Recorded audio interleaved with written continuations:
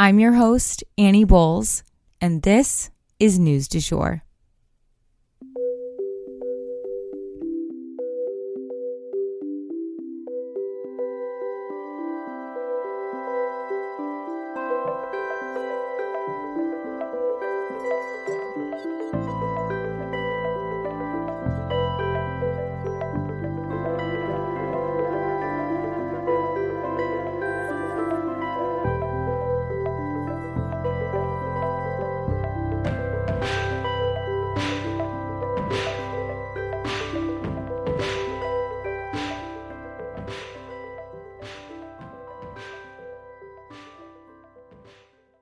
Welcome to News du Jour. You may be wondering, why am I, Annie Bowles, here hosting this podcast? I usually start by telling people I'm a political baby. You see, my parents met working on Capitol Hill. By the time I was 2, I had been in my first political commercial and even got lost crawling around the West Wing. Don't worry, Al Gore found me. My family then moved abroad when I was 9, and I attended an international school in Brussels with kids from all over the world. And it is this type of global perspective that I also bring to our show. I graduated from American University in DC after studying political science and art history, as well as interning on both sides of Capitol Hill. I even interned down the hall from where my parents met. I'm now pursuing a professional certificate in journalism at NYU in conjunction with Rolling Stone magazine. I guess I was always that friend in the group who cared deeply about not just what was going on politically, but also globally. I often kept my own friends informed through high school and into young adulthood, so I guess I've always done a version of this show. I'm genuinely passionate about following the news, and I'm here to break it down for you guys every weekday. We always strive to be a calmer space to get your news. Or, as one listener put it, like getting your news from a well-informed bestie. I'm so glad you're here. Hey guys, so I thought I would pop in today to your feed to give you an update on Senate Bill 1470. This is what I've been working on absolutely nonstop, tirelessly focused on after things went sideways with Governor Stitt's veto, but our team decided we were willing to fight that veto. You know, it just was requiring a lot more attention and time than I had while also doing this podcast. And after careful consideration, I just decided to throw everything I had behind this because it's kind of a now or never situation. And I've been fighting for these survivors this whole time, and I wanted to really see this through to the end. And I promise you this, at the end of this, I will tell you everything that happened, every dirty detail, because it is a saga worthy of like a movie. Certain moments, especially like surrounding the veto and then the subsequent very quick Senate override. I mean, it really did feel like it was out of a movie, felt very surreal. But that said, I did want to kind of bring you guys up to speed. So, like I said, and if you've been following along on social media, you've seen this, but I've put a full pause on the podcast for right now because I'm focused on what is happening with this bill. This basically, when we were sending this bill to the governor's desk for a signature, we thought it was pretty much a done deal because we hadn't heard peep from him. We had heard nothing, no questions, nothing from his office that would suggest that he wanted to veto this. And this is the type of thing where you'd usually hear from them if they plan to veto it, especially with the co-authors that we had on board were some of the top leaders in the legislature. They're always in contact with the governor. And so this is an open line of communication, and it just seemed extremely strange. We were shocked and we were saddened by his veto. And when we read his statement, that's when we really came to understand that the governor may have been misled because his statement about our bill was simply factually, legally incorrect. And it was incredibly disturbing to us that he was putting this information out as a public statement from the governor's office, because none of us would have put our names alongside a bill that said what his office was claiming this bill said. And it broke our hearts, but it also, hearing that statement really strengthened our resolve to fight this, because we knew he was not understanding what this bill would do. And we have so many attorneys on our team who know what they're doing when they're crafting this legislation. They know what it would do and what it wouldn't do.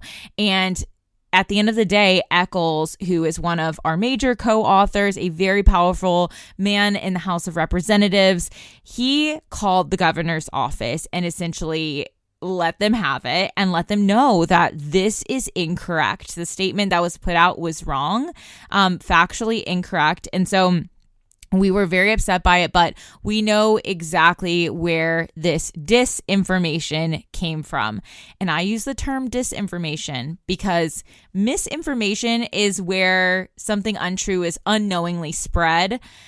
Disinformation is when someone is deliberately delivering false information to suit their agenda. And that is what we have been watching the DA's Association as well as the DA's Council, which are really the same thing. Only one is used to skirt the rules. These two groups, which are the same human beings, they have been employing incredibly sneaky tactics and frankly spreading disinformation to the highest levels of our state government. And it has been absolutely disturbing, some of the things that they have said about our bill that are just factually incorrect. And we have so many legislators who are on our side, so many attorneys who are on our side, and of course, so many advocates and survivors and major groups such as YWCA and Divis who do the work with survivors every single day. And they know this space and they know what survivors need. And we need Senate Bill 1470, you guys. So to bring it up to speed, the Senate override happened so quickly. Within 24 hours, we had the veto, and then it went to the Senate floor for an override, and we got an almost unanimous, it was 46-1 override in the Senate. So, I mean, if that doesn't send a message to Governor Stitt, I don't know what would. The senators don't care that he vetoed it. They still want this bill in place. And so now all we need for our bill 1470 to become law, all we need to do is send it to the House floor and for all the House representatives to vote the same way they did last time. That's all we need. The only person who can send Senate Bill 1470 to the floor is McCall, Speaker McCall. He's the Speaker of the House.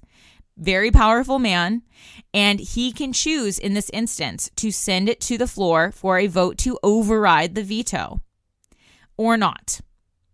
And if he sends it to the floor and everybody votes the way that they did last time, or at least most people do, we will have our bill officially enshrined in law. That is all that stands between us. McCall is the only person standing between us and declaring victory on this bill and victory for survivors, for the advocates, for everyone who's been working so hard around the clock for 2 years on this piece of legislation, the Oklahoma Survivors Act. Guys, we have the power in our hands right now to carry this across the finish line. And I believe that we will do this. I believe in our strength. We had the governor's phone ringing off the hook around the clock, 10-minute wait times. We had McCall's phone ringing off the hook Thursday and Friday. I don't know if they had 10-minute wait times, but what I heard from several people is that they've been getting non-stop calls about sending Senate Bill 1470 to the floor for a vote, an override vote. And this sends a powerful message to Governor Stitt and the DAs that this is something that is really, really wanted by the people of Oklahoma, by the survivors, by the advocates, by all the organizations standing on the side of survivors. And We have so many survivors here in Oklahoma, but we also have survivors all across the country who are raising their voices alongside us for this bill. We have Nikki Adamondo up in New York. The Sentencing Project in DC is signed on. Strictly Stalking aired April Wilkins' story, and Tara Newell of Dirty John went live with me to implore you guys to stand with us and stand with survivors in general. There's so much work that we have done, and we're just not ready to throw in the towel yet. And we are going to be calling on McCall to be our hero, to be our advocate, and to send Senate Bill 1470 to the House floor for an override vote until May 31st, if that's what we have to do. We will continue to call. We will continue to pester him politely. Thankfully, he voted for our bill the first time around. So McCall is on our team, you guys. And that's what I want you to remember if and when you call his office. Speaker McCall believes in this. He gets it. Unlike the governor, he gets it. And I think that just keeping that public pressure on him is the best thing we can be doing at this time. So I'm going to go ahead and read you guys his phone number and tell you what to say when you call. So Speaker McCall's phone number is 405-557-7412.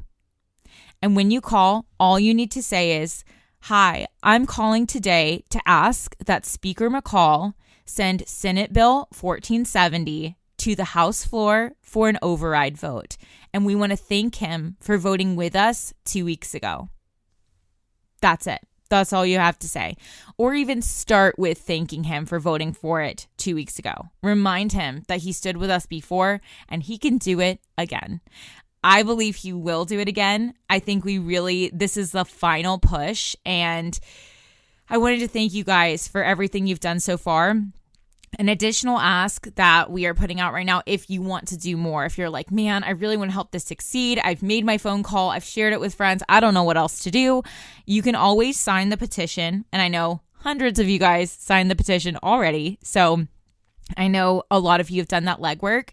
If you want an extra task and you want something to do to help, what you can do is send that to other people and explain to them what this bill is all about and share with them our podcast episodes on the subject and, get them involved in this fight and ask that they sign the petition, send them the link, and then send them McCall's phone number. Again, 405-557-7412, and ask that they call McCall and ask him for an override vote for Senate Bill 1470.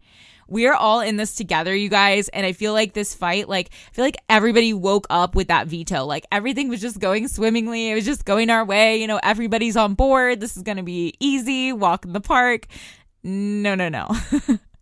We were halted dead in our tracks from that veto, and it broke a lot of our hearts, to say the least. But in the wise words of Taylor Swift, we can do it with a broken heart. So we are forging on, and I'm going to be working on this until it falls one way or the other. So please join me in this fight, and we'll get back to the news du jour as soon as things wrap up. I really appreciate y'all's patience, and I really, really appreciate you stepping into this fight alongside me. And that for today is the news du jour. If you enjoyed this episode, please subscribe on whatever podcast platform you use to listen. A rate and review on that platform or a shout out on social media would mean the world to us and help us to be able to keep creating the news du jour and reach more people who need a calmer space to consume the news. But the best way to support all of our work is to become a patron at www.patreon.com/sugarfree media, and that is also linked in our show notes. You can follow us on social media at newsdujour.podcast on both Instagram and TikTok. You can follow my personal account at It's Annie Bowles on both platforms as well. Any little noises you may hear in the background are my rescue pup. He has a little separation anxiety and always records with me. We appreciate you listening and look forward to telling you about the news again next time on News du Jour. Broadcasting from Oklahoma.